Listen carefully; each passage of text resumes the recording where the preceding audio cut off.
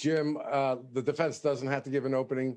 In a criminal case, many times the defense will give a very generic opening about the court process and presumption of innocence and things like that.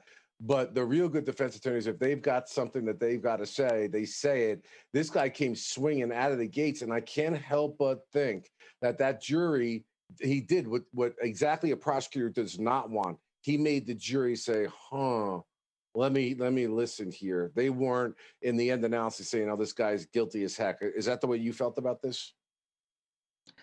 Yeah, you've got a huge hurdle here. I mean, it's true. Cases without a body, cases without a crime scene are very rare in terms of getting successful prosecutions. That doesn't mean that it doesn't occur. I mean, it's occurred.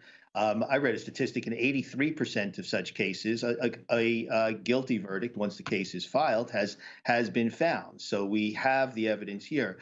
But I'm very impressed with the defense and the tone and the way in which he's explaining it and giving credit to the police for doing their job. On the other hand, the simple response is, well, of course they didn't find a body. He dumped her in a sludge pond, which he had access to, which contained toxic chemicals that would decompose the body. And so you could bring all the police dogs in the world to search for that cadaver. You're not going to find it. So there's a plausible explanation on the other side. But the prosecution doesn't just need a plausible explanation of how she died. Right.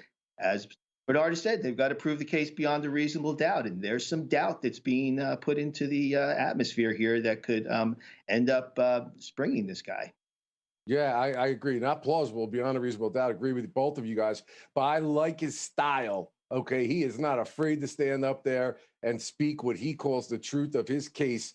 And we would have imagined that when we were reading this case and preparing for this trial. Gavel to gavel coverage here at the Law Crime Network. We're going to take a quick break and we will be right back.